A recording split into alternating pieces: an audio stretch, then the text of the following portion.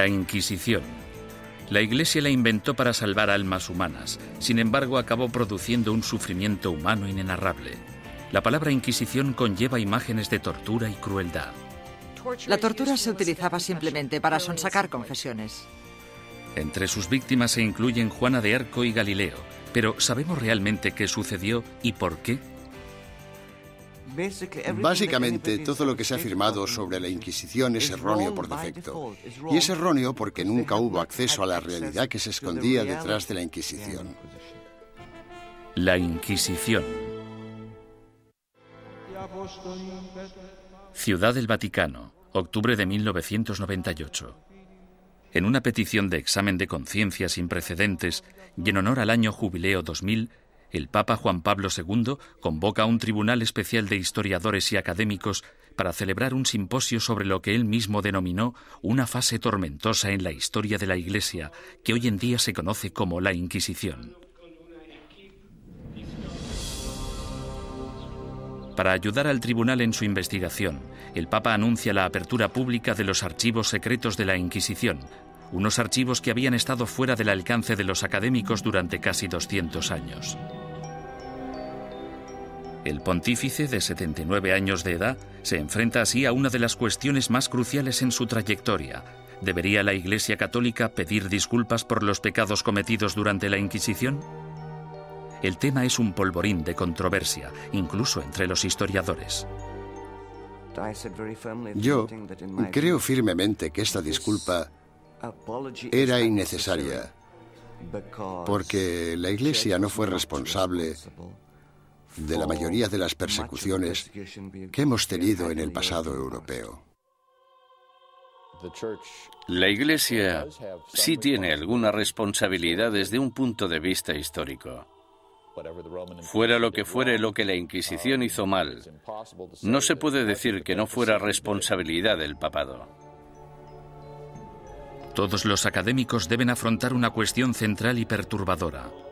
¿Cómo pudo una institución como la Iglesia convertirse en el instrumento a través del cual se destruyeron miles de vidas humanas durante 6 siglos? La primera respuesta implica comprender que nunca hubo una única y todopoderosa Inquisición, sino más bien instituciones independientes en España, Portugal e Italia. Lo que compartían era un oscuro y perpetuo miedo, el miedo a la herejía religiosa.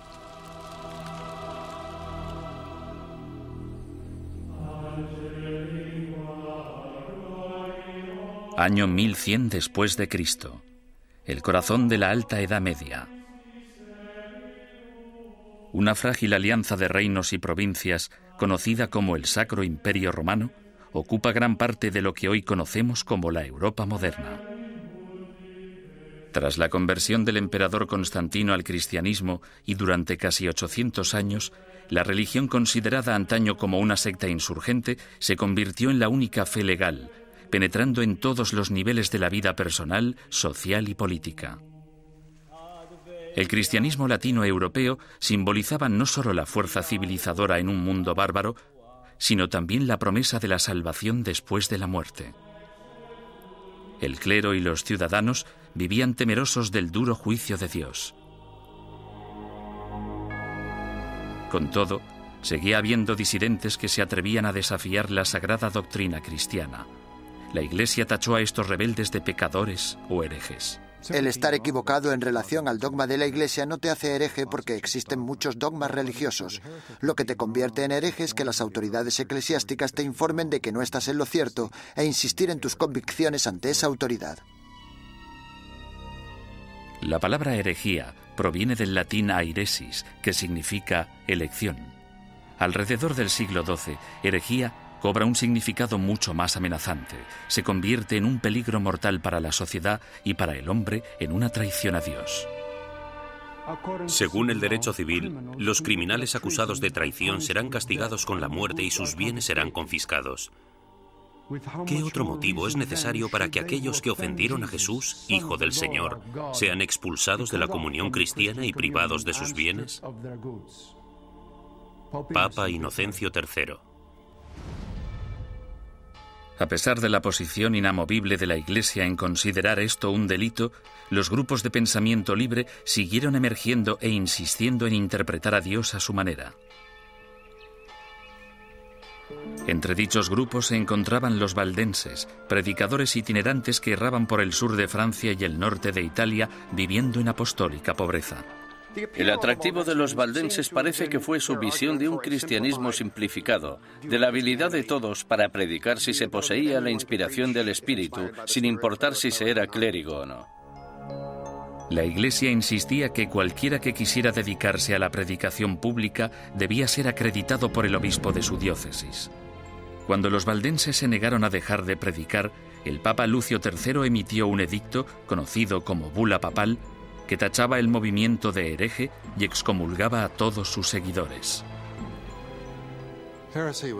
La herejía se contemplaba como una amenaza a la comunidad cristiana.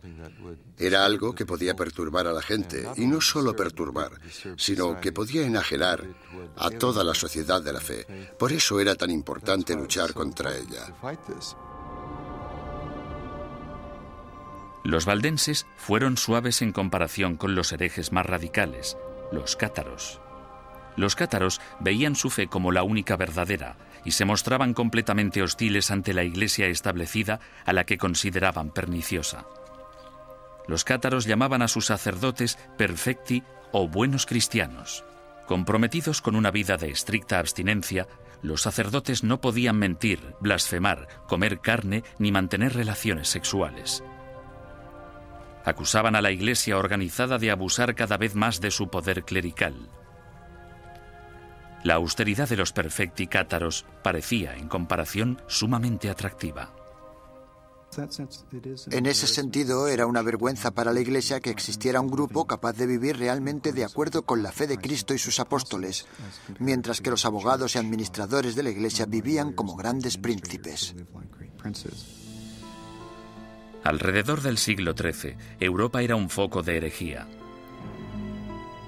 Al sur de Francia floreció el catarismo. La tensión aumentó hasta que una conspiración cátara asesinó a un representante papal que predicaba en la región del Languedoc en el año 1208. Ultrajado, el Papa Inocencio III reclamó una nueva cruzada en contra de los herejes. Lo que hizo fue básicamente pedir a la nobleza del norte de Francia que se trasladara al sur del país y que convenciera a los nobles de la región, que no perseguían al movimiento cátaro, de que lo hicieran y que propiciaran las condiciones adecuadas para erradicar a los cátaros del mundo rural. El Papa denomina esta guerra santa contra sus semejantes cristianos la Cruzada Albigense, en honor a la catedral francesa de la ciudad de Albi. Las atrocidades que cometieron sus cruzados del norte se convirtieron en legendarias. Los perfecti cátaros, fácilmente identificables por sus atuendos negros, eran asesinados en el acto.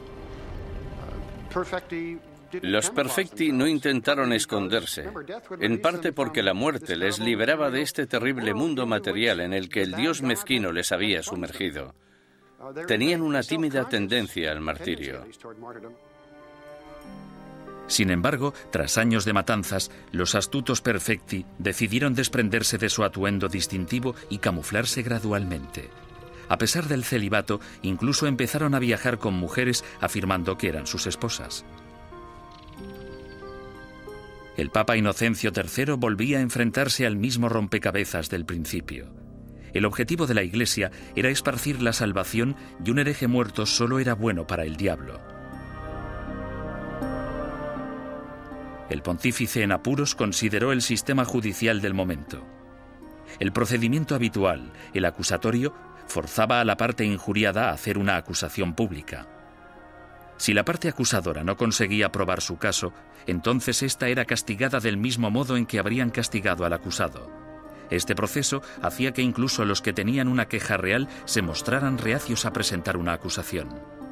Inocencio III se dio cuenta de que esas reglas no servirían para su objetivo a largo plazo. En el año 1215, el Papa congregó a todos los líderes cristianos en el Cuarto Concilio de Letrán, celebrado en Roma. Inocencio utilizó el encuentro para anunciar sus nuevas normas para la persecución de herejes y clérigos descarriados. La Santa Inquisición había nacido.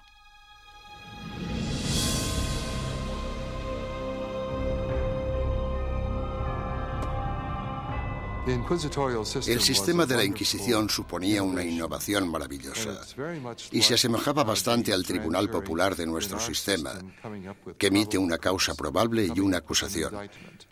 No tenían que demostrar nada, solo necesitaban tener muy claro o tener suficientes indicios que sugirieran la culpabilidad del acusado.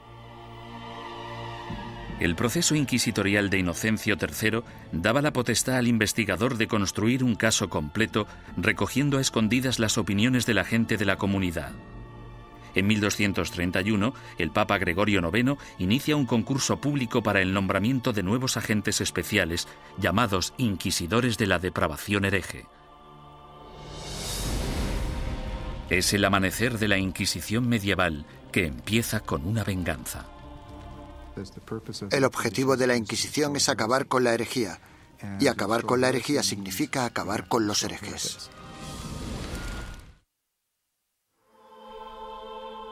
El Papa Inocencio III fracasó en su intento de eliminar a los cátaros, la secta más poderosa del sur de Francia.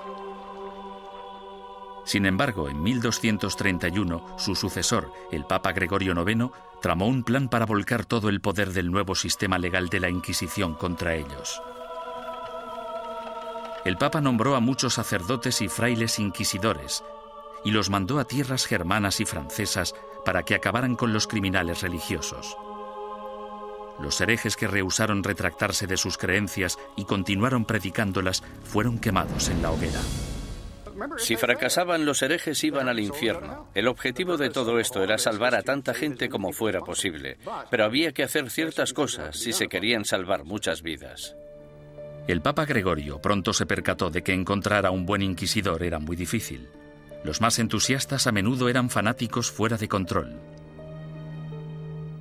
Conrad de Marburg, el más célebre de los primeros inquisidores, convenció a Gregorio IX de que había descubierto una secta secreta alemana llamada los luciferinos. El modus operandi de Conrad consistía en reclutar a una pandilla de linchamiento, arrestar a los supuestos herejes y ofrecerles dos opciones: retractarse o arder vivos.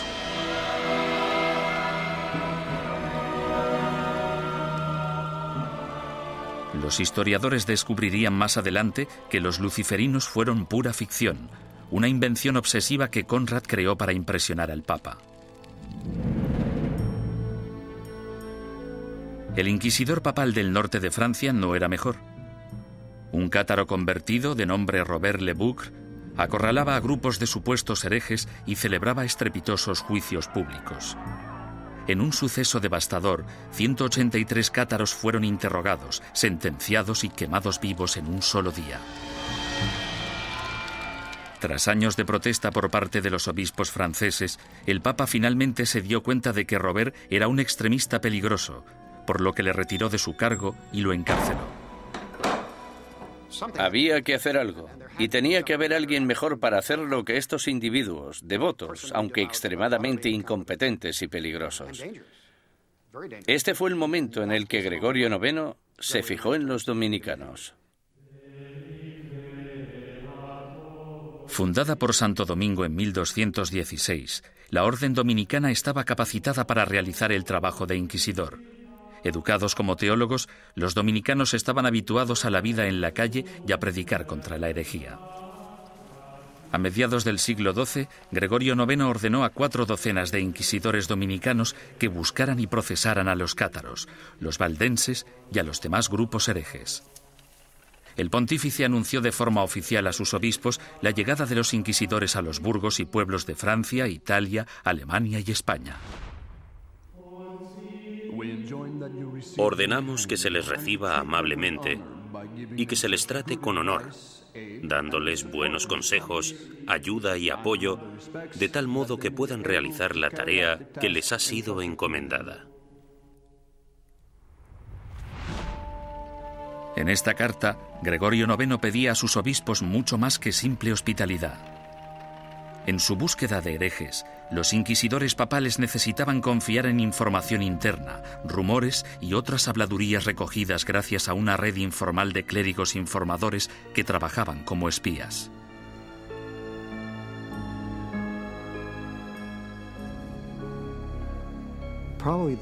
Probablemente sus mejores ojos y su mejor oído en el mundo rural eran los del clero parroquial, puesto que éste vivía en los pueblos, tenía familiares en ellos y por lo tanto estaba atento a los cotilleos locales.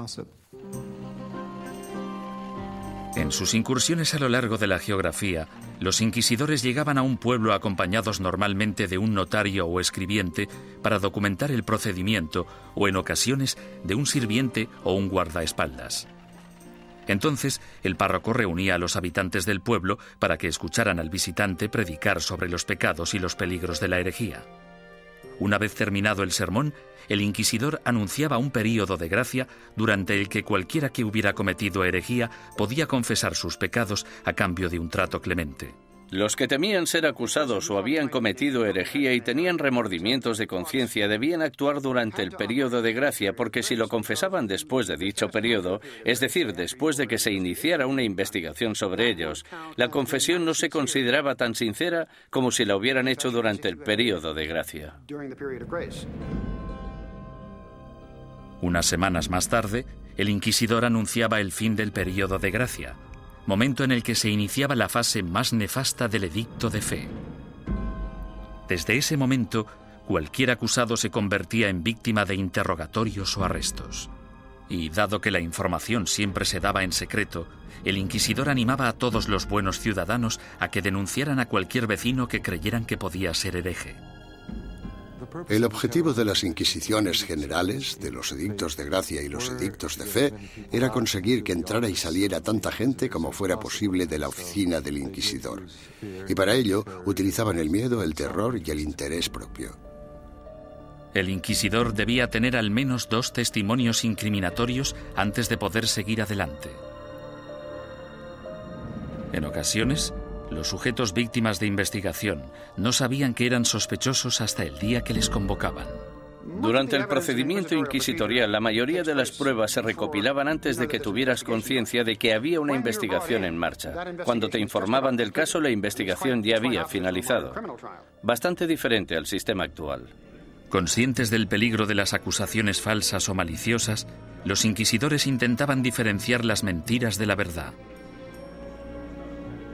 Cuando hacían subir al estrado a un acusado por primera vez, le hacían nombrar a todos sus enemigos. Si alguno de esos nombres coincidía con cualquiera de los nombres de la lista de testigos, el inquisidor debía desestimar ese testimonio. Sin embargo, las protecciones legales se acababan aquí. El acusado nunca llegaba a saber el nombre de quienes le acusaban, ni tampoco los motivos por los que se le acusaba. Era muy complicado demostrar tu inocencia una vez acusado por los inquisidores. Incluso los sospechosos que confesaban haber cometido herejía no podrían reconciliarse con la Iglesia hasta que dieran nombres e información de otros supuestos herejes. Si obstaculizaban la investigación, se arriesgaban a sentencias de cárcel y a perder todas sus propiedades. Si no cooperabas, los inquisidores podían reducir tu ración de comida y encadenarte a la pared. Por tanto, el principal método para conseguir que la gente confesara era simplemente encerrarlos durante largos periodos de tiempo y dejarles reflexionar. ¿Cómo llevaban los inquisidores su trabajo tan en secreto? Han sobrevivido algunos manuales prácticos dándonos una aproximación fascinante a ese período. Uno de ellos, llamado Conducta de interrogación relacionada con la depravación hereje, fue escrito por un inquisidor retirado, Bernard Guy, en el año 1324.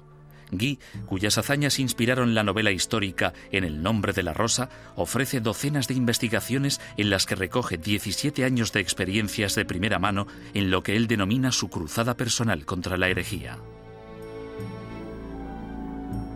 El objetivo de la Inquisición es acabar con la herejía. Y para acabar con la herejía, debemos acabar con los herejes. Bernard Guy, 1324. Los inquisidores se consideraban realmente una organización de combate. Eran bastante conscientes de que existían herejes y simpatizantes por todas partes y estaban muy motivados para deshacerse de ellos. En 1376, el inquisidor Nicolás Aymeric de Aragón escribió el libro Directorium Inquisitorium. En él Describía la tenacidad y el compromiso que debía tener un inquisidor de los siglos XIV y XV, e incluso incluyó una lista práctica de trucos inteligentes utilizados para engañar a los sospechosos para que confesaran. Uno de los trucos que me asombró fue el de sentarse con una vitela pequeña en las rodillas y mirarla y comprobarla mientras la persona da su testimonio. Luego, en algún punto dices, no, lo que estás diciendo no puede ser verdad. Está clarísimo que no me estás diciendo la verdad. Y entonces el sospechoso, sometido al interrogatorio, piensa que lo que tienes es la declaración de otra persona cuando en realidad solo tienes una vitela en blanco.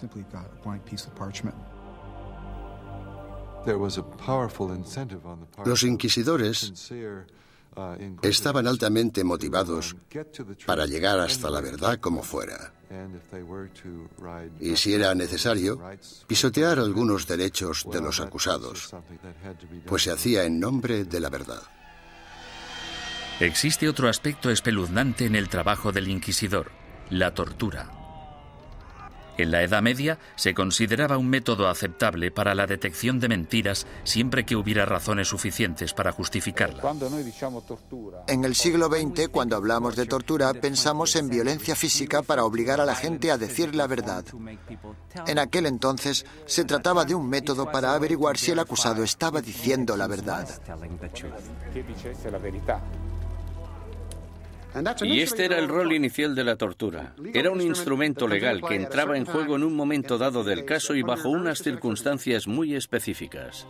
Antes de 1252, la Iglesia prohibía a los inquisidores que utilizaran la tortura en sus investigaciones.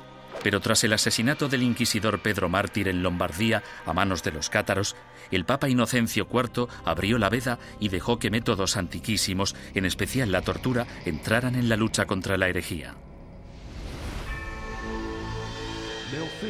El oficial o párroco debe obtener de todos los herejes que capture una confesión mediante la tortura, pues de hecho son todos ladrones y asesinos de almas. Papa Inocencio IV. Por lo tanto, la tortura no fue algo inventado por los inquisidores. En este caso, solo seguían los dictámenes de la ley. La tortura se destinaba a dos tipos de prisioneros: los que se negaban a retractarse y los que parecían saber más de lo que contaban. Los inquisidores escogían la técnica de la tortura, pero dejaban el trabajo en manos de torturadores profesionales, expertos en causar dolor. Para empezar, debían describir la tortura a la persona. Luego debían mostrar los instrumentos de la tortura al acusado. Y tras dar 3 o 4 pasos como estos, el acusado sufría alguno de esos métodos de tortura. Sin embargo, dicho acusado podía decir en cualquier momento: ya he tenido suficiente. La estrapada era uno de los métodos de tortura más populares en la Edad Media y el Renacimiento.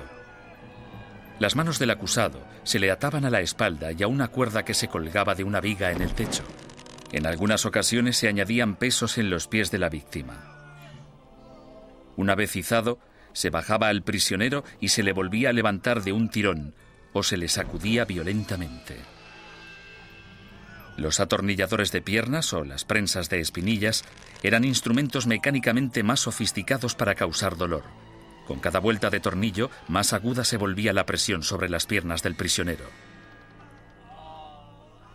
En medio de toda esta mutilación se encontraba el notario del inquisidor, apuntando con esmero y fidelidad los acontecimientos de la sesión y listo para anotar la confesión tan pronto se produjera. El clero justificaba todo esto como un acto de benevolencia. Al fin y al cabo, si la tortura llevaba a la confesión, el injuriador podía finalmente reconciliarse con Dios y recibir la salvación. Si la confesión se realizaba durante la tortura, el proceso consistía en liberar al acusado de los instrumentos de tortura y permitir que se recuperara. Luego se le repetía la pregunta para comprobar si el acusado solo se había dejado llevar por el miedo al dolor o si realmente había dicho la verdad. Con todas esas técnicas a su disposición, no resulta sorprendente que los inquisidores fueran convincentes en casi un 90% de los casos. ¿Podía la herejía estar realmente tan extendida?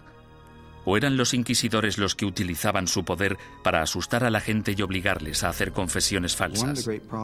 En mi opinión, uno de los mayores problemas a la hora de trabajar con los informes de la Inquisición es determinar hasta qué punto podemos creer nada de lo que está escrito en ellos, porque los inquisidores, si querían, podían hacer confesar casi todo a cualquiera. Aunque para los culpables de herejía, lo más temido era el día del juicio. No podías hacer nada para huir de ellos, porque estaban obligados a ejecutarte. Durante los siglos XIII y XIV, los inquisidores papales siguieron su camino por el sur de Europa, recogiendo acusaciones e investigaciones de herejes. Estos sacerdotes se veían como soldados de primera línea de Dios, en guerra por la salvación de las almas, pero dejaban atrás un campo de batalla repleto de bajas.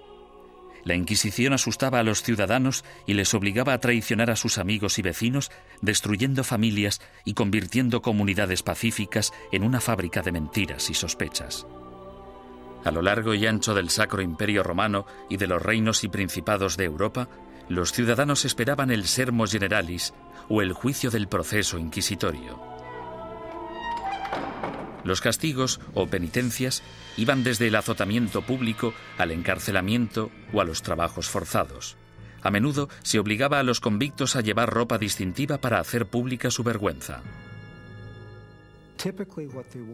Lo habitual es que llevaran una cruz amarilla en sus ropas, una en la parte delantera y otra en la espalda, y tenían que llevarlas siempre que salieran a la calle. No podían ocultarlas con nada, y si se caían se suponía que debían reponerlas.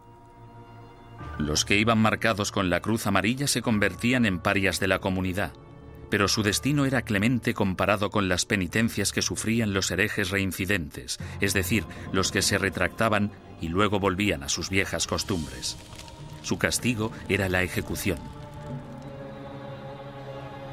El derecho canónico, sin embargo, prohibía a los miembros del clero participar en cualquier juicio de sangre, por lo que los inquisidores entregaban a los herejes condenados a las autoridades civiles. Los inquisidores derramaban algunas lágrimas de cocodrilo y decían algunas palabras con la esperanza de que las autoridades civiles mostraran clemencia con esa gente. Sin embargo, su mayor deseo era que los condenaran a la hoguera. Cuando la Inquisición entregue a los culpables de herejía al poder civil, el magistrado de la ciudad deberá hacerse cargo de ellos en el acto y, en un periodo máximo de 5 días, deberá ejecutar las leyes hechas contra ellos. Papa Inocencio IV, 1252. Una vez completado el juicio Sermo Generalis, las autoridades laicas escoltaban a los condenados hasta un emplazamiento alejado de las calles de la ciudad. Allí los ataban a estacas de madera apuntaladas sobre toneladas de leña. Los inquisidores nunca acudían a estas ejecuciones.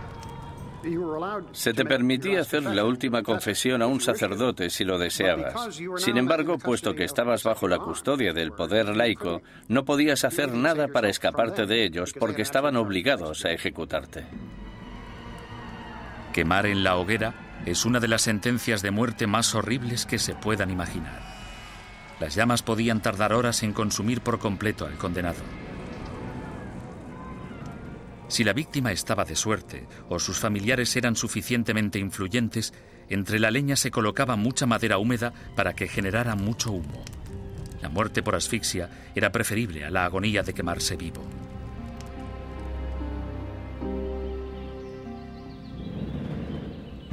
Ni siquiera la muerte podía liberarte de las garras de la Inquisición. En ocasiones, personas que habían muerto hacía años recibían acusaciones post-mortem y eran condenadas por herejía. Se saqueaban sus tumbas y se lanzaban sus restos a la hoguera. Desgraciadamente para la familia del fallecido, lo peor aún estaba por llegar.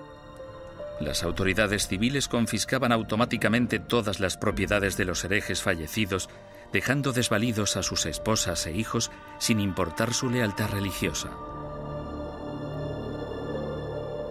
La mañana siguiente a una ejecución a menudo atraía a los coleccionistas de reliquias, basureros que acudían con sacos a barrer las cenizas en busca de piezas de cadáveres.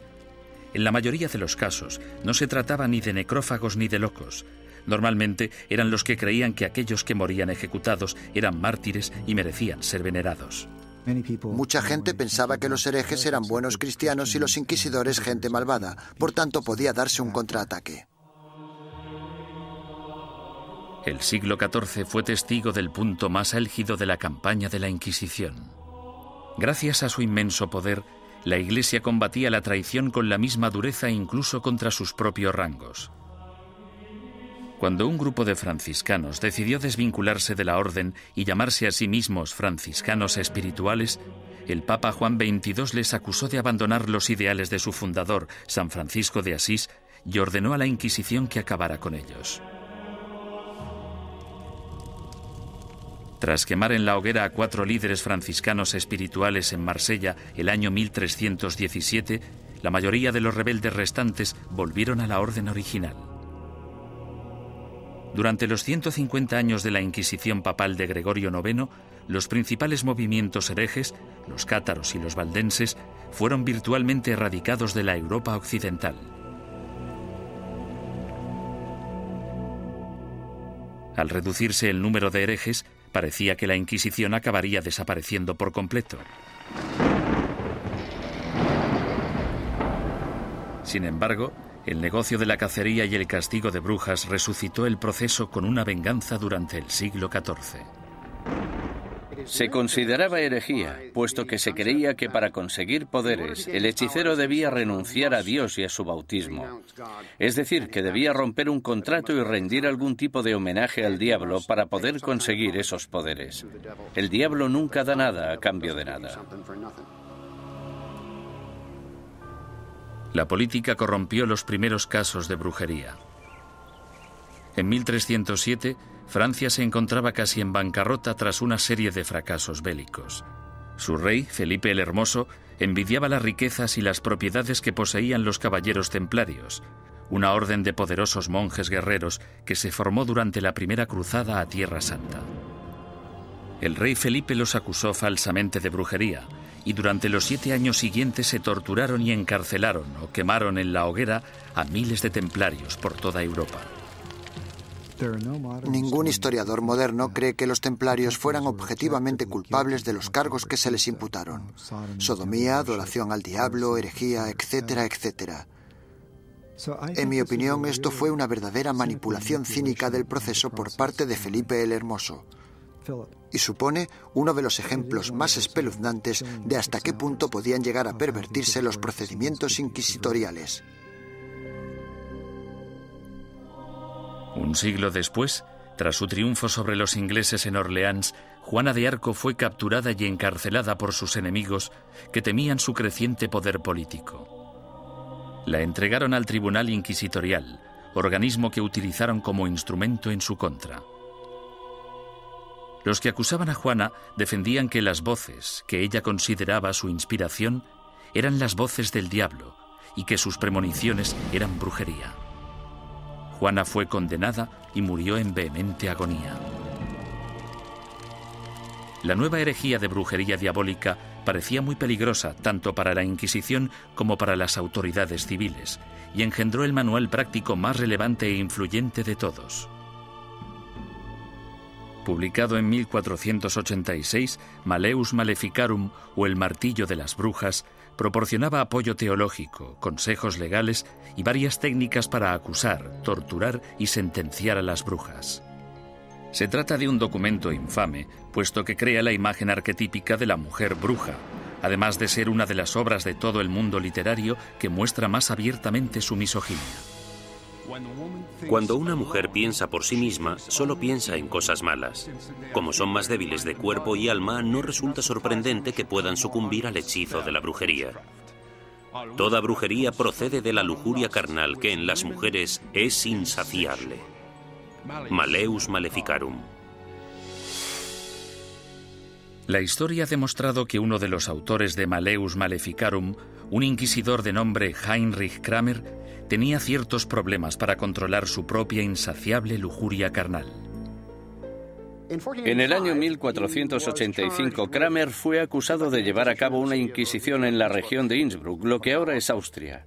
Él mismo se buscó los problemas porque la mayoría de los interrogados eran mujeres y las preguntas tenían relación con sus actividades sexuales. Alarmado por la manifiesta obsesión sexual de Kramer, el obispo ordenó que destituyeran al inquisidor y que liberaran a todos sus prisioneros. 2 años más tarde apareció Malleus Maleficarum.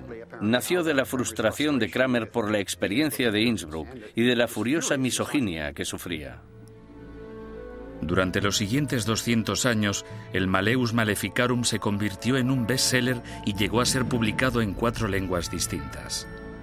Estaba destinado a convertirse en la principal fuente de inspiración de los cazadores de brujas laicos, católicos y protestantes que aterrorizarían Europa y Norteamérica durante los siglos XVII y XVIII.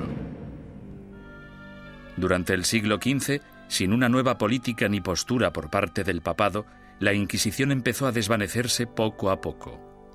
Por lo general, los tribunales inquisitoriales se mantenían en activo solo si un inquisidor en particular quería seguir persiguiendo la herejía.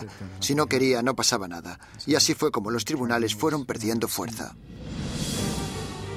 Sin embargo, en España, la astucia política del rey y la devoción de la reina se apoderaron del proceso inquisitorio e hicieron que su aterrador poder recayera en su propia gente. El número de personas que se quemaban vivas en una misma hoguera era pasmoso, incluso para los estándares actuales.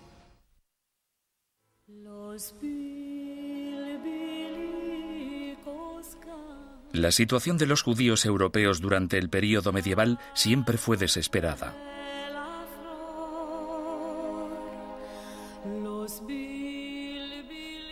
Expulsados de una nación tras otra, a partir del siglo IV, algunos finalmente se establecieron en España. Prosperaron viviendo y trabajando en relativa armonía tanto con musulmanes como con cristianos. Pero a finales del siglo XIV, una serie de problemas económicos y levantamientos sociales despertaron antiguos prejuicios. En las décadas de 1380 y 1390, amotinamientos en contra de los judíos provocaron el incendio de sinagogas y el asesinato de miles de judíos. La solución de las autoridades españolas fue expulsar del país a todos los judíos que no se convirtieran al cristianismo. Muchos decidieron marcharse, otros, sin embargo, hartos de una persecución sin fin, optaron por abandonar la religión de sus antepasados para poder quedarse en España. La conversión en masa de los judíos el año 1391 en España es casi única en la historia judía. En muy pocas ocasiones se había conseguido que tantos judíos se convirtieran al mismo tiempo junto con sus rabinos y sus riquezas. Esto redujo en gran número la población de judíos en España. Debido, al menos en parte, a su antigua ética cultural de escolarización y esfuerzo continuo, estos nuevos cristianos, llamados conversos, prosperaron durante las décadas siguientes. Como judíos habría sido ilegal que realizaran ciertos trabajos o que ocuparan ciertas posiciones en el gobierno. Sin embargo, como cristianos las posibilidades abundaban. Desde los inicios de la historia de la conversión de los judíos, tenemos a conversos obispos, conversos ministros, conversos líderes financieros. Tenemos conversos ocupando las más importantes posiciones de la sociedad cristiana, porque esa era la ventaja de convertirse. Y fue precisamente esto lo que pudo originar las objeciones de los otros cristianos, que recelaban de la creciente relevancia de esa gente que anteriormente había sido judía. En tan solo unas pocas generaciones, miembros de la Iglesia Católica de España empezaron a acusar a estos nuevos cristianos de practicar secretamente la religión judía mientras mantenían una fachada apropiadamente cristiana. Este fenómeno judaizante era en parte verdad, puesto que algunos conversos, aunque se autoproclamaban cristianos, mantenían costumbres que habían heredado de sus antecesores. La dimensión de la llamada actividad judaizante era más de carácter cultural que religiosa. En otras palabras, realizaban ciertas cosas que sus padres y sus abuelos habían hecho y en las que no veían nada particularmente malo, como encender velas el sábado. Muchos de ellos creían que encender velas el sábado no tenía nada inherentemente conflictivo con el catolicismo. Su condición de cristianos bautizados también significaba que si se intuía de cualquier modo que recaían en el judaísmo, podían ser acusados de herejía. Fue precisamente esta trágica ironía la que les condujo hacia su destrucción. Con el matrimonio en 1469 de Fernando de Aragón e Isabel de Castilla, se unieron los dos reinos más poderosos de la península ibérica. Los consejeros dominicanos de Isabel pronto la convencieron de que la actividad judaizante suponía una amenaza mortal para el catolicismo en España y que una Inquisición podría ser la única solución.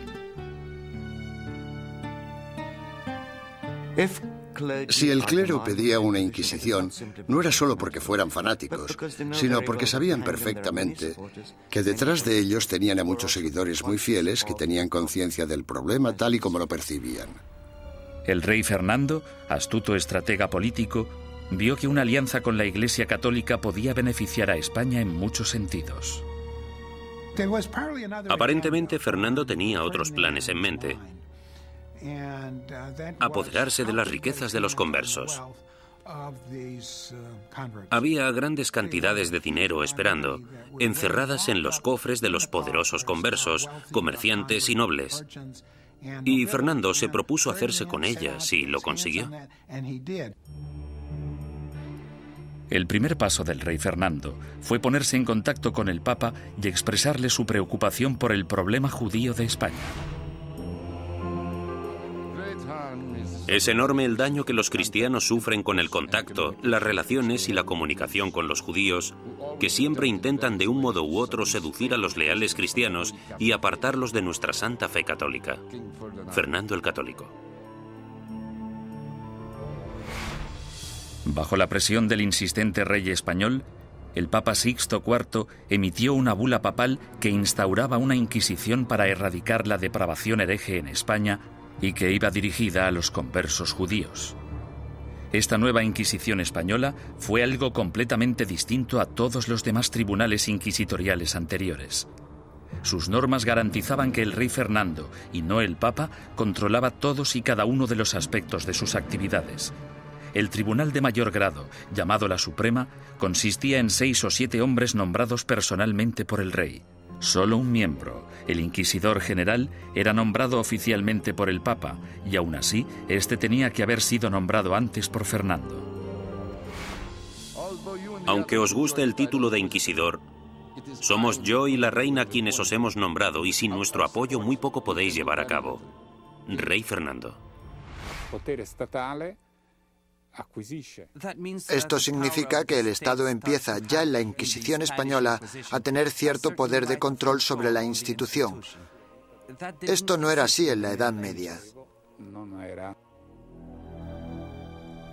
El 6 de febrero de 1481 se celebró el primer auto de fe en Sevilla.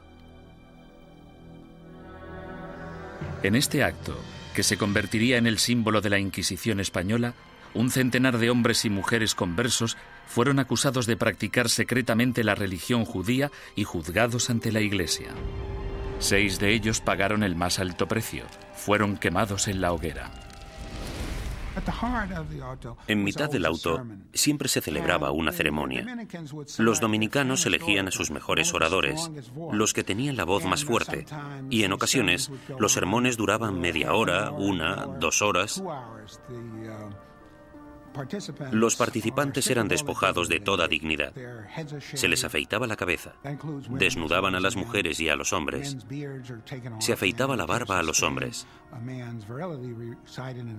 En España, la virilidad de un hombre residía en su barba, por lo que afeitarla resultaba muy desagradable.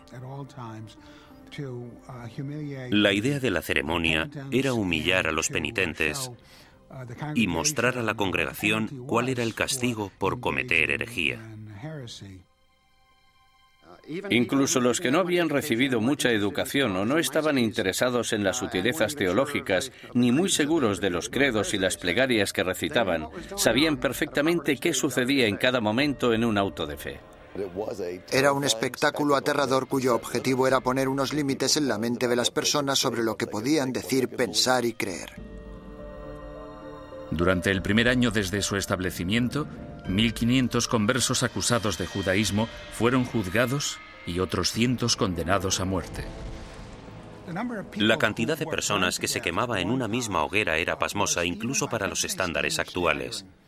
Se quemaron 28 personas de una sola vez, en otra ocasión 70 personas, y en el mayor auto jamás celebrado se quemaron 109 personas en una misma hoguera. A diferencia de los herejes medievales que se atrevían a predicar sus ideas en público, el judaísmo secreto era, por definición, una actividad clandestina que se llevaba a cabo a puerta cerrada. Los vecinos podían decir que habían visto a un individuo leer un libro que probablemente era judío solo por el hecho de ver a alguien mirando un libro pequeño, que podría ser el libro de las horas. O podían decir que habían oído a alguien cuchichear una plegaria que seguro que era judía. Por tanto, encender velas, darse un baño, lavar la ropa, tratar, preparar y comer carne en día de pescado, como podían ser los viernes o los miércoles, podía causarte grandes problemas si tus vecinos se percataban y tenías mala relación con ellos. Las acusaciones provocaban más acusaciones. Algunos conversos se delataban a sí mismos con la esperanza de limpiar su historial y frustrar así el ataque de sus enemigos. Sin embargo, solo se podía conseguir una penitencia clemente si se hacía una confesión completa, y eso significaba dar los nombres de compañeros herejes. La única forma de escapar de todo eso era escoger nombres de otras personas de la comunidad. Esto recuerda mucho a los Estados Unidos de los años 50 y al pánico rojo que provocó la creación del Comité sobre Actividades Antiamericanas. Fue aquí donde se produjeron tantas tragedias. Gente inocente de todos los cargos podría, bajo tortura y pena de muerte, haber dado nombres sin pensar, solo para ser liberados. Si consideramos a Fernando e Isabel como los arquitectos de la Inquisición española, su contratista fue sin duda Tomás de Torquemada, el primer inquisidor general. A partir de 1490, Torquemada redactó minuciosa y sistemáticamente reglas que todavía conservamos en papel para guiar a los inquisidores, incluyendo el más mínimo detalle sobre lo que debían o no debían hacer. Y como consecuencia, podemos considerarle el fundador de la Inquisición. No hay ninguna duda de que Torquemada presidió la Inquisición durante su período más sanguinario y que ejerció mucha influencia sobre la corona. A pesar de que se le ha retratado de todos modos, desde un loco hipnotizador hasta un monje siniestro y obsesionado por el sexo, los historiadores saben muy poco sobre él. Era el típico teólogo fanático, antisemita y extremadamente hostil a los conversos. Era un hombre que concentraba toda esa intolerancia y ferocidad tan característica de los primeros inquisidores. Podemos estar de acuerdo o no con él en que los judeoconversos debían ser perseguidos y condenados. Pero en mi opinión, Torquemada insistió mucho en las normas de procedimiento correcto para el sistema inquisitorial. Sin embargo, se calcula que durante los 20 años de mandato de Torquemada como inquisidor general, 2.000 personas perdieron la vida y otros miles fueron castigados.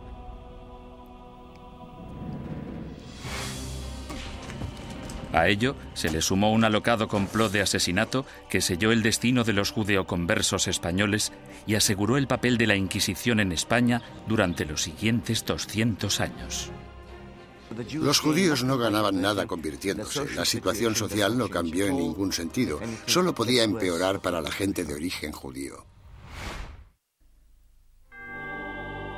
5 años después de su nacimiento, la Inquisición se encontraba en plena forma, ganándose a pulso su temible reputación. Los conversos españoles, los judíos convertidos al catolicismo, no podían acudir a ningún lado en busca de justicia. Tanto la Iglesia como las autoridades civiles seguían la misma lógica aplastante. Todos los conversos que rehuían la Inquisición eran, por defecto, culpables. Todos los que daban el paso y se delataban a sí mismos eran, puesto que lo admitían, culpables. Y todos aquellos que eran juzgados y condenados eran, evidentemente, culpables.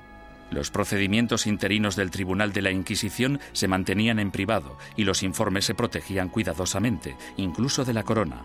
Cuando la Inquisición española arrestaba a alguien, esa persona simplemente desaparecía en la cárcel hasta que la Inquisición acababa con ella.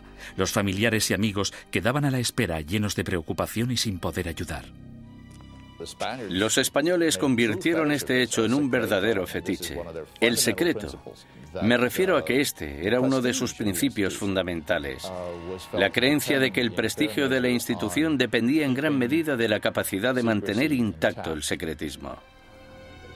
Para los acusados, la naturaleza surrealista y casi arbitraria del proceso generaba terror. No existía ningún juicio. Eran más bien audiencias tras las que el prisionero volvía a su celda. Después de todo el sufrimiento, que podía prolongarse durante semanas o meses, el acusado podía no llegar a saber los crímenes de que se le acusaba. Se le exigía constantemente, a veces bajo amenazas de muerte, que confesara. El acusado tenía que inventar explicaciones sin saber la naturaleza de la denuncia que se había interpuesto contra él. Y esto, a menudo, llevaba al encarcelamiento masivo de prisioneros que se negaban a confesar, porque creían que no tenían nada que confesar, y probablemente tenían razón. El 15 de septiembre de 1485, algunos conversos furiosos decidieron tomarse la justicia por su mano. Como inquisidor, Pedro Arbués se arrodilló delante del altar de la Catedral de Zaragoza. 8 asesinos le atacaron con cuchillos.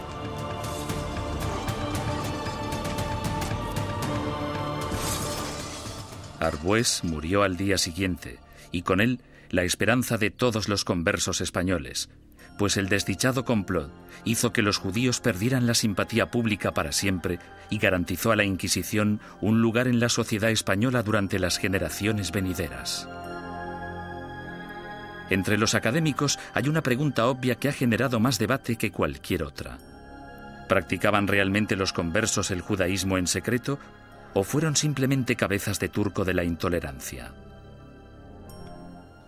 El problema desde un punto de vista técnico es que la única fuente de información que tenemos para responder a esta pregunta proviene del Santo Oficio. En consecuencia, el tema a tratar es, ¿debemos creer totalmente en los hermanos del Santo Oficio que investigaron a los conversos? ¿O debemos pensar que fue básicamente un fraude, una gran exageración basada en falsos testimonios? A petición del inquisidor general Torquemada, en marzo de 1492, el rey Fernando emitió otro edicto de expulsión. Se daba a los judíos 4 meses para aceptar el bautismo o abandonar España. Durante los meses siguientes, casi la mitad de la población judía de España, unas 40.000 personas, abandonó el país. Los demás se quedaron y se convirtieron al cristianismo. Simplemente cayeron en la misma trampa que habían tendido a sus antepasados judíos hacía 100 años. Por tanto, los judíos no ganaban nada convirtiéndose. La situación social no cambió en ningún sentido. Solo podía ir a peor para la gente de origen judío. No lloréis a vuestra partida, pues vosotros tenéis que beber vuestra propia muerte de un sorbo, mientras que nosotros tenemos que quedar atrás, entre esta gente malvada, recibiendo la muerte de ellos cada día. Juan de León, judío español converso. En 1499, la orden de expulsión se amplía para incluir a todos los musulmanes no convertidos de España. Durante los casi 25 años siguientes, una serie de rebeliones, expulsiones y bautismos forzados generan otra clase social de nuevos conversos al cristianismo, los moriscos. Lo que tenemos aquí es el mismo escenario que el de los conversos. Un grupo de gente que pertenecía a otra cultura y a otra religión y que ahora eran teóricamente cristianos. Esta era una situación hecha a medida que la Inquisición utilizó para apartar a los musulmanes y hacerles practicar el cristianismo. Las persecuciones de moriscos se triplicaron durante los siguientes 100 años. Sin embargo, estos no pudieron o no quisieron adaptarse. Finalmente, en 1609, las autoridades españolas decidieron que los moriscos eran imposibles de convertir y los expulsó a todos. El odio por la Inquisición española era tan intenso entre los musulmanes como entre los judíos. En su intento de conservar el catolicismo como la única religión de España, la Inquisición española encarceló a ciudadanos inocentes, confiscó propiedades, destruyó familias y mandó a miles de personas a la muerte. Lo que no utilizó muy a menudo, según los historiadores, es lo que la ha hecho tan famosa: la tortura. Una de las cosas que se han podido afirmar con seguridad gracias al reciente estudio de la Inquisición es que la tortura se utilizó en muy pocas ocasiones en dicha institución. La tortura se utilizaba única y exclusivamente para sonsacar la confesión, y una vez se había conseguido, la tortura cesaba. Los inquisidores se enfurecían si sus subordinados torturaban a individuos demasiado viejos, demasiado enfermos, leprosos o supuestos enfermos mentales. Tampoco querían que se torturara a niños. Pero no importa la poca frecuencia de uso, la Inquisición tenía reglas concisas sobre cómo ejercer la tortura. A los prisioneros, ya fueran mujeres u hombres, se les desnudaba. Solo se les cubría sus partes íntimas.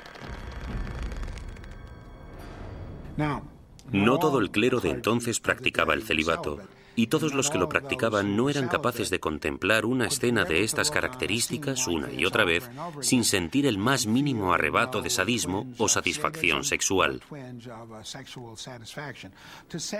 Decir que esto podía prolongarse durante siglos es no comprender en absoluto la naturaleza de la sexualidad humana. La garrucha, versión modernizada de la estrapada medieval, se convirtió en el método de tortura más común. El potro, probablemente el instrumento de tortura más famoso de todos, también era muy efectivo, aunque tenía algunos inconvenientes. Su uso no podía prolongarse porque una de las reglas vitales de la tortura era que la Inquisición no podía derramar sangre. Si se vertía una gota de sangre, la tortura debía suspenderse. La toca, o tortura con agua, se convirtió en la favorita de los inquisidores españoles. Durante el terrible sufrimiento, la boca del prisionero se mantenía abierta a la fuerza y se introducía una pieza de ropa por la garganta. Luego se vertía agua por la garganta, de modo que la pieza de ropa quedaba empapada y provocaba al prisionero violentos espasmos.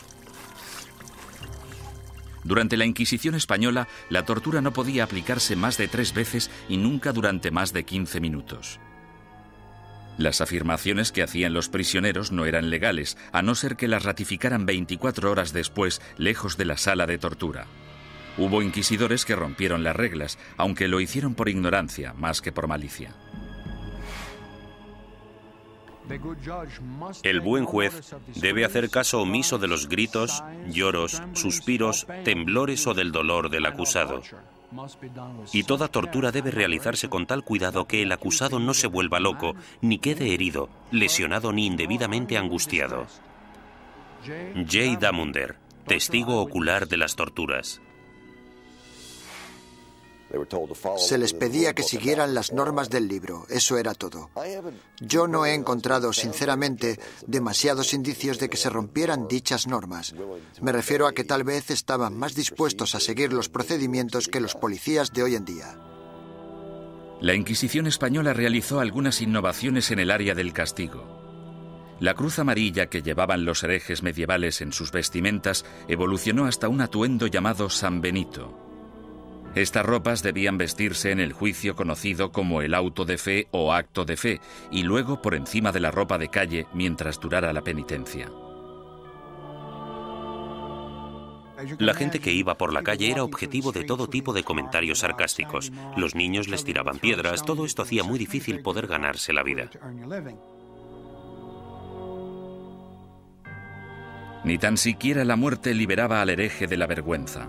El hábito con el que se enterraba al difunto se colgaba en la parroquia del lugar para recordar a todo el mundo en la ciudad que esa persona y su familia estaban relacionados con la herejía. Muerte y humillación no eran los únicos escollos de la Inquisición. Uno de sus castigos más temidos era convertirse en esclavo en las galeras españolas. Se cree que este castigo fue invención del mismísimo rey Fernando. No tenía nada que ver con la religión, la herejía ni cualquier otra cosa. Pero el rey Fernando se percató de que mucha de esta gente estaba siendo castigada con penas del todo inútiles y pensó, buena idea, ¿por qué no utilizamos a esta gente? Porque yo necesito remeros en mis barcos. Después de la muerte, ser enviado a las galeras era el castigo de la Inquisición española más temido. No puedo imaginarme nada peor que ser esclavo en las galeras. Yo casi preferiría que me quemaran. Al menos acabaría rápido. Durante la expulsión del año 1492, miles de judíos cruzaron la frontera con Portugal, engrosando allí la población judía y reanimando viejas tensiones raciales. A causa de los alborotos resultantes, los judíos portugueses fueron obligados a convertirse al cristianismo, y en 1532 el rey Juan III insistió en que Portugal tuviera su propia Inquisición. Durante 10 años, los ricos conversos portugueses utilizaron todas las formas de persuasión posible, incluyendo enormes sobornos, para convencer al Papa de que no instaurara una Inquisición en su nuevo santuario. Muchos conversos españoles se fueron a Portugal y de hecho pronto superaron en número a la comunidad portuguesa. Dichos conversos creían que en Portugal estarían a salvo hasta que, evidentemente, los portugueses instauraron su propia Inquisición y todo cambió. La Inquisición portuguesa se puso a trabajar de inmediato con los sospechosos de siempre. Entre 1547 y 1580 se celebraron 34 autos de fe en Portugal con casi 2.000 penitentes y 169 ejecuciones.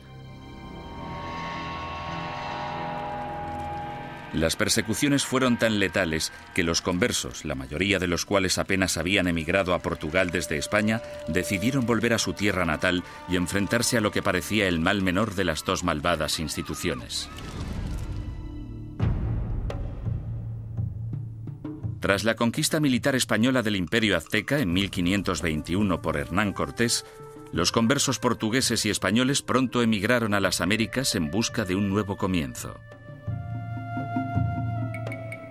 Pero la Inquisición española les siguió de cerca e inició investigaciones en la recién fundada Ciudad de México. En 1528, 2 conversos españoles fueron quemados en la hoguera tras el primer auto de fe celebrado en tierras del Nuevo Mundo. Las primeras oleadas de sacerdotes españoles también consideraban su deber guiar a la población americana lejos de sus creencias paganas y ayudarles a adoptar el cristianismo.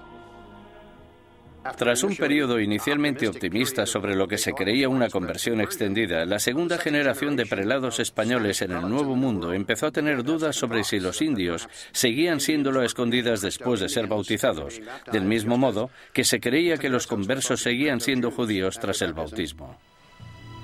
En contra de la política estricta y reacia aplicada tanto a judíos como a musulmanes en España, la Suprema finalmente decidió que los indios simplemente eran incapaces de asimilar las creencias cristianas y que, por tanto, estaban fuera del alcance de la conversión. Sin embargo, la Inquisición pronto se enfrentaría a su mayor enemigo hereje de todos los tiempos, el protestantismo. Y en ocasiones incluso fueron torturados por la Inquisición, lo que parece muy injusto, pero eran protestantes y eran una presa fácil.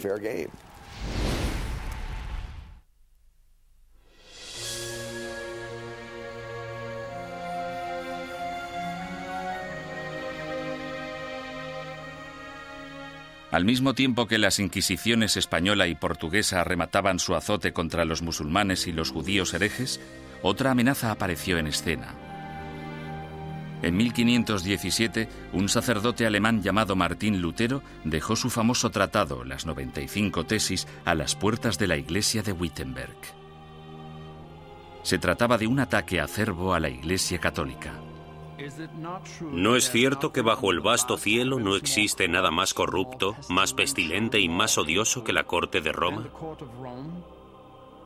La que una vez tuvo las llaves del cielo, ahora es una especie de boca abierta hacia el infierno. Martín Lutero. La carismática protesta de Lutero evolucionó hasta convertirse en una auténtica revolución religiosa. El movimiento de la Reforma sacudió a toda Europa. Alrededor del año 1550, las coronas de Dinamarca, Noruega, Suecia y Finlandia ya se habían acogido a la nueva religión llamada protestantismo. El Papa estaba furioso. La forma en la que se contemplaba desde Estados Unidos la amenaza soviética de los años 50 y 60 sería muy parecida a la forma en la que Roma en aquel entonces contemplaba la amenaza protestante. Con sus ajetreados puertos y su extensa red europea de comercio, era solo cuestión de tiempo que las ideas protestantes empezaran a viajar hacia la España católica.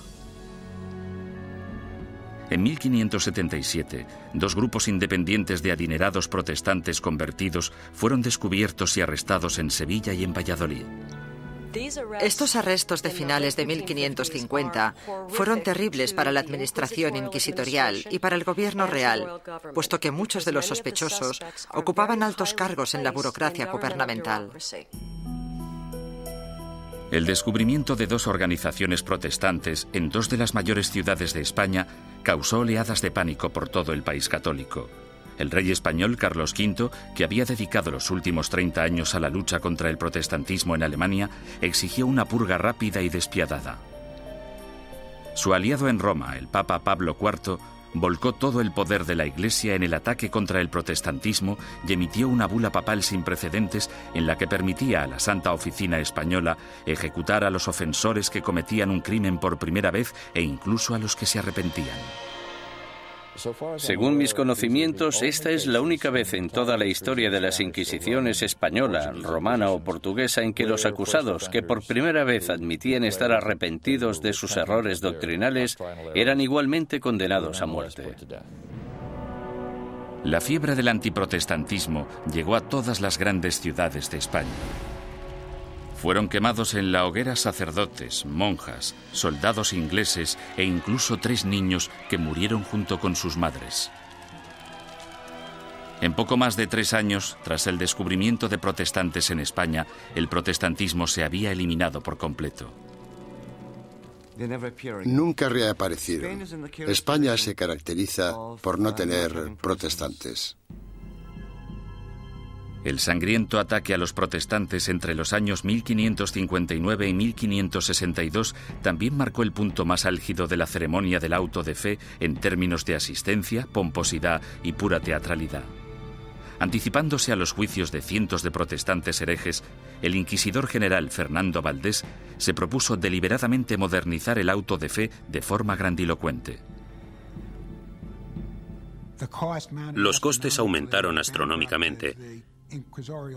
Llevaron al tribunal inquisitorial a la bancarrota, de modo que tuvieron que ir reduciendo miembros y empezaron a amontonar prisioneros para poder conseguir un auto realmente bueno y tener suficiente gente para quemar en las ceremonias. España eliminó sistemáticamente a todos los protestantes. Sin embargo, los inquisidores permanecieron alerta ante cualquier amenaza hereje del exterior. A lo largo del siglo XVI, los viajeros protestantes que venían a España, incluso dignatarios extranjeros, cayeron en las despiadadas garras de la Inquisición. La Inquisición arrestó a marineros y comerciantes extranjeros. En ocasiones incluso llegó a torturarlos, lo que es muy injusto, pero eran protestantes y eran una presa fácil. Mientras que España parecía haber triunfado ante el protestantismo, no pudo hacer nada ante los efectos de otra de las invenciones alemanas, la imprenta. Hacia finales del siglo XVI, libros y panfletos escritos por víctimas de la Inquisición española avivaron el negocio de forma importante. Los líderes protestantes, que aspiraban a poner el mundo en contra de la España católica, explotaron estos horribles relatos de tortura, encarcelamientos y muerte. Las cuerdas, que eran de tamaño pequeño, se ataban a los huesos del prisionero atravesándole la carne y haciendo que la sangre borboteara por 8 puntos diferentes al mismo tiempo. Mientras el prisionero se resistía a hacer cualquier confesión respecto a lo que los inquisidores le preguntaban, tiraban de las cuerdas de esta manera 4 veces sucesivas. John Foxe, El libro de los mártires. La mala publicidad de la Inquisición no era el único escándalo al que se enfrentaba la Iglesia católica. En 1542, Roma fue sacudida por la noticia de que Bernardino de Ochino, el líder de la admirablemente austera y piadosa orden católica de los capuchinos, había abandonado Italia para unirse al protestantismo. La deserción de Ochino, una de las figuras relevantes más admiradas en la Iglesia, finalmente incitó al Papa a tomar una decisión. La respuesta del papado a este tipo de escándalos fue la creación de lo que se esperaba que fuera un método más eficaz de rastreo de herejes para detenerlos antes de que se convirtieran en una amenaza o en causa de bochorno. El 4 de julio, el Papa Pablo III ordenó el establecimiento de una Inquisición romana, la primera Inquisición en suelo italiano en más de 200 años. Una comisión de 6 cardenales dirigiría el Santo Oficio, aunque a diferencia de la versión española, dirigida por la Corona, el poder de la Inquisición romana estaba única y exclusivamente en manos del Papa. Independientemente de lo que hiciera mal la Inquisición, no se puede decir que no fuera un error del papado. Durante el siglo XVI, la Inquisición romana gozó de gran prestigio y poder político. Los papas Pablo IV y Pío V subieron al poder tras servir a la Iglesia como inquisidores.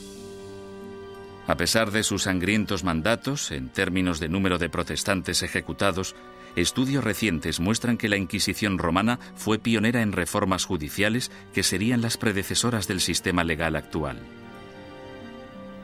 Los prisioneros de la Inquisición romana podían disponer de un abogado e incluso reunir testigos que testificaran a su favor. 300 años antes de que se inventara la figura del abogado de oficio, la Inquisición romana ya proporcionaba abogados gratuitos a los indigentes acusados. Como mínimo, la Inquisición escuchaba o pretendía escuchar las explicaciones del acusado de un modo que los demás sistemas judiciales no contemplaban. La justicia civil era en muchos sentidos peor que la del Santo Oficio. Torturaban a los acusados más despiadadamente, los condenaban con más rapidez. Los acusados no morían a causa de la tortura en el sistema inquisitorial, sí en cambio en los tribunales civiles. Sin embargo, la Inquisición romana se volvió en contra de algunos de los mayores pensadores del Renacimiento.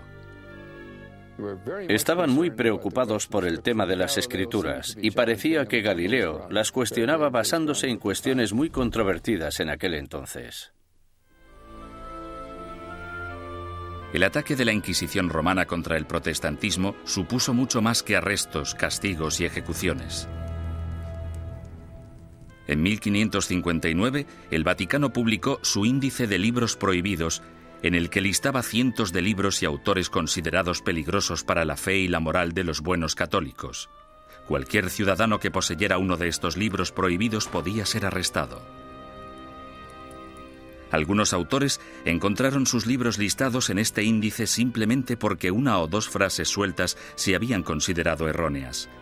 Sir Thomas More, político inglés que irónicamente fue decapitado por su lealtad a la religión católica, también fue considerado un autor prohibido. En relación a ciertos pasajes de sus libros, el índice decía: podéis leer este libro, pero debéis saltaros este pasaje. Es cierto que mucha gente famosa aparecía en este índice y, por tanto, estaban prohibidos. Los historiadores cuestionan si dichos índices tuvieron algún impacto real. Hay literalmente miles de títulos en cada índice, y aparte de un grupo de inquisidores y de obispos, pocos sabían exactamente qué estaba prohibido. Con mis investigaciones he podido demostrar que en Cataluña, por ejemplo, nadie hacía caso al índice. A lo largo de todo el siglo XVI, las librerías de Barcelona vendieron públicamente libros que aparecían en el índice de libros prohibidos. Simplemente fingían no conocerlo. Como instrumento de censura, el índice de libros prohibidos resultó ser algo de mucho ruido y pocas nueces. Sin embargo, no hay ninguna duda de que la Inquisición romana tuvo un efecto represivo sobre las ideas intelectuales y científicas y que destruyó las vidas y los legados de algunos de los mayores pensadores del Renacimiento. Giordano Bruno fue uno de los genios más excéntricos del siglo XVI. Medio filósofo, medio loco, su visión del cosmos, considerada inverosímil en su época, de hecho se anticipó a la concepción actual del sistema solar. Bruno era un visionario. Se consideraba casi una segunda reencarnación de Cristo, aunque de hecho tenía sus dudas sobre la divinidad de Dios, pensamiento por el que fue acusado. El tratado más famoso de Bruno, publicado en 1584, pronto le hizo merecedor de aparecer en el Índice romano. De título Sobre el universo infinito y los planetas, es una mezcla extravagante de misticismo y astronomía de Copérnico. Bruno lanzó la teoría de que existe vida inteligente en otros planetas situados más allá de las estrellas. Enseñaba que la unificación de todas las religiones, incluidas el Islam y el judaísmo, era la única salvación de la humanidad. Estas creencias herejes provocaron aversión tanto entre los católicos como entre los protestantes. En un periodo de tensión religiosa, las personas como Bruno representaban una amenaza enorme porque en realidad parecían desechar casi todos los pilares básicos del cristianismo. Durante 15 años, Bruno evitó cautelosamente la Inquisición romana, manteniéndose alejado de Italia. Sin embargo, en 1591, un rico mecenas le convenció para viajar hasta Venecia y una vez allí le traicionó denunciándole ante el Santo Oficio. El encarcelamiento y el juicio de Bruno duraron 7 años, durante los que el tribunal romano llegó prácticamente a implorarle que abandonara sus creencias herejes. Él se negó. Habría sido como repudiar toda su vida. En mi opinión, para un hombre como Bruno, que estaba completamente convencido de sus propios poderes, habría sido casi imposible actuar de otro modo. Tal vez vuestro miedo a juzgarme sea mayor que mi miedo a ser juzgado. Giordano Bruno.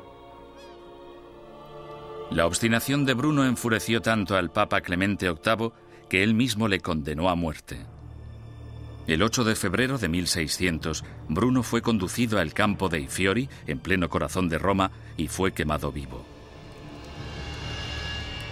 En la actualidad, una estatua en su honor, erigida en el año 1829, marca el lugar de los hechos. Otro intelectual renacentista, Galileo Galilei, también desató la ira de la Inquisición. Cuando construyó el primero de sus famosos telescopios en el año 1609, Galileo ya era un físico y profesor de matemáticas de fama mundial. En 1613 publicó 2 libros más, Mensajero Celestial y Manchas Solares, en los que defendía la teoría de Copérnico, según la cual la Tierra no solo gira sobre sí misma, sino que además da una vuelta anual alrededor del Sol. Oficiales ultrajados de la Inquisición denunciaron las creencias de Galileo y citaron numerosos pasajes de las Santas Escrituras que describen la Tierra como centro estático del universo. A los cardenales no les preocupaba demasiado qué era lo que giraba alrededor de qué. Les preocupaba mucho el tema de las escrituras, y Galileo parece que las cuestionaba con ideas muy controvertidas para la época. Sin embargo, Galileo vuelve a cuestionar a la Iglesia y toma una decisión asombrosa. Durante años ha habido un debate tremendo, sobre todo durante el último siglo, sobre qué debería haber hecho Galileo. En 1616, Galileo evitó ser juzgado y castigado por la Inquisición romana cuando aceptó dejar de enseñar sus rompedoras teorías planetarias. Con todo, 16 años después, alentado por el hecho de que su viejo amigo y admirador, el cardenal Barberini, se convirtió en el Papa Urbano VIII, el célebre científico publicó un nuevo manifiesto en el que reforzaba sus antiguas ideas. En esta ocasión, Galileo no calculó bien sus pasos, pues no solo produjo pánico en la Inquisición, sino que también provocó la ira de su antiguo aliado, el Papa. En mi opinión fue ese factor, la aversión personal, la oposición personal del Papa, lo que en gran parte hizo que el Santo Oficio procediera como lo hizo. Tenía una gran influencia. Galileo fue acusado de herejía.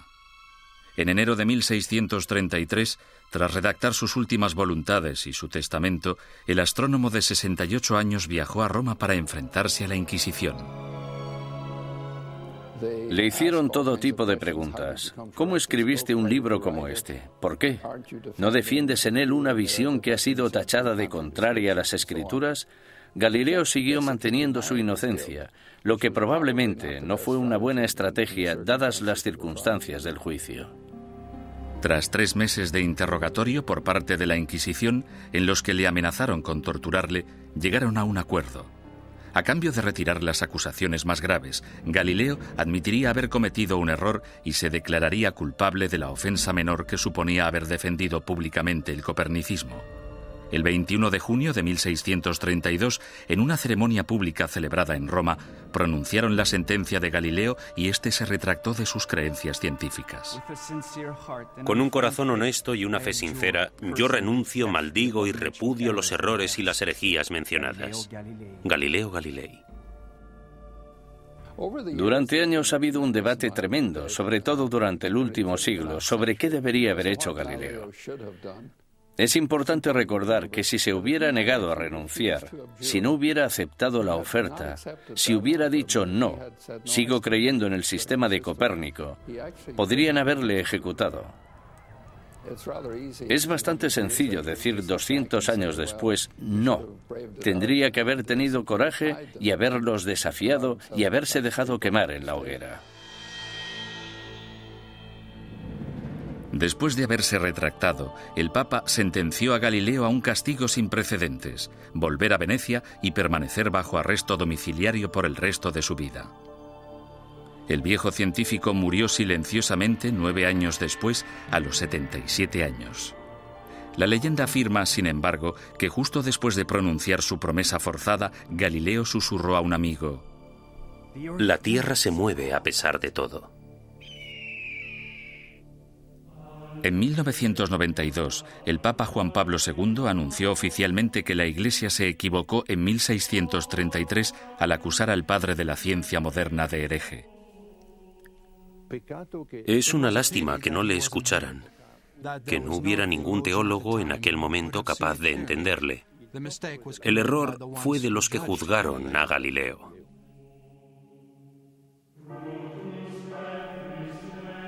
Los siglos XVII y XVIII fueron un período de declive para todas las inquisiciones. En España, aparte de la necesidad de erradicar a los conversos acusados de practicar secretamente el judaísmo, la Inquisición española se centró en la persecución de comportamientos personales inaceptables, como por ejemplo la homosexualidad, la bigamia y el adulterio, así como también los crímenes del clero. Las ceremonias de castigo, los autos de fe, siguieron celebrándose de forma esporádica en el siglo XVIII. Sin embargo, el prestigio de la Inquisición quedó mancillado cuando Felipe II rechazó expresamente acudir al auto celebrado en honor a su coronación. Los propios españoles empezaron a ver la Inquisición como un instrumento anticuado. Y a partir del año 1730 desapareció por completo. Inspirado por los ideales y las reformas de la Ilustración, Portugal empezó a desmantelar su oficina de la Inquisición. Alrededor de 1773, los autos de fe se ilegalizaron y las distinciones entre cristianos viejos y cristianos nuevos se eliminaron de las leyes portuguesas. Fue necesario que el ejército de Napoleón invadiera Italia y España para acabar definitivamente con la Inquisición. Algunas de las primeras acciones del régimen francés al entrar en Madrid en 1808 fueron abolir la Inquisición, confiscar todas sus propiedades y llevarse todos los archivos que encontraron. Napoleón fue incluso más lejos en Roma, donde no solo confiscó los archivos, sino que también se llevó como prisionero al Papa. En 1814, el imperio napoleónico se derrumbó y el Papa Pío VII regresó sano y salvo a Roma. Finalmente, en el año 1820, la Inquisición española fue ilegalizada completamente. Al oír la noticia, grupos de ciudadanos asaltaron el palacio, quemando y destruyendo todos los informes inquisitoriales. Algunas personas cuyos familiares habían sido juzgados no querían que se supiera. Por eso los robaron y los destruyeron. A pesar de la aplastante realidad, el papado se negó a admitir que el final de la Inquisición era inevitable. La Inquisición romana continuó ejerciendo teóricamente, no en la práctica, durante los siguientes 150 años. En 1965, el Papa Pablo VI reorganizó el Santo Oficio llamándole la Congregación para la Doctrina de la Fe. Todavía existe en la actualidad, aunque solo interviene como consejera en asuntos eclesiásticos. No realiza investigaciones ni impone la doctrina de la Iglesia.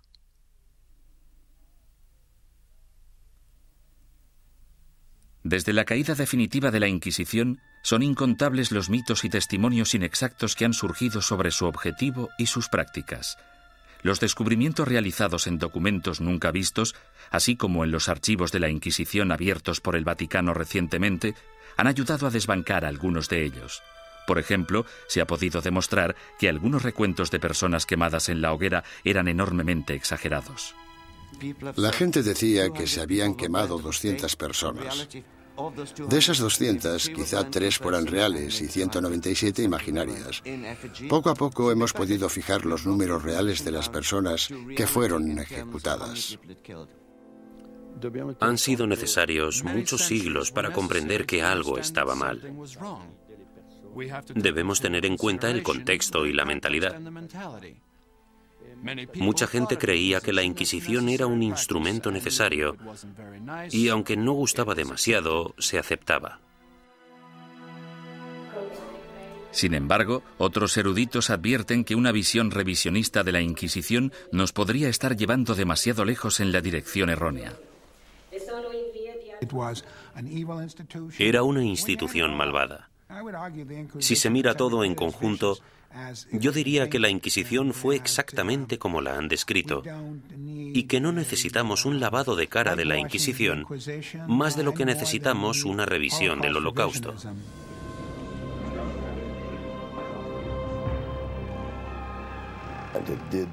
Torturó a gente, impuso fuertes castigos, quemó a personas. Había teólogos fanáticos en las Inquisiciones, había antisemitas en las Inquisiciones. Todo esto es innegable. Hay un hecho que la historia no puede negar. A pesar de que la Inquisición se concibió para el bien de la humanidad, acabó causando un dolor y un sufrimiento humano inenarrables.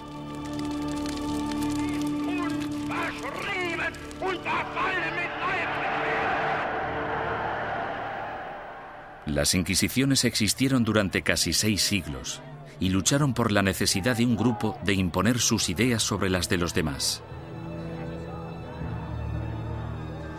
Esa necesidad sigue existiendo en la actualidad.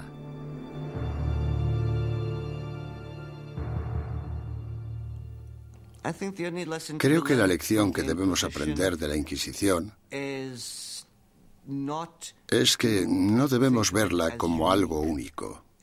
Es un fenómeno recurrente que se ha dado a lo largo de la historia en todos los países, porque es un fenómeno natural. Es un fenómeno internacional. Es más, es innato en la condición humana utilizar las inquisiciones como método de imposición de nuestras preferencias culturales. El peligro siempre está al acecho. Cuando una sociedad se ve amenazada, sin importar si esa sociedad es una sociedad religiosa como la Iglesia Católica del siglo XVI o una nación-estado del siglo XX, cuando se desafía a una sociedad, el resultado más común es una respuesta violenta que a menudo no está reglada por la ley.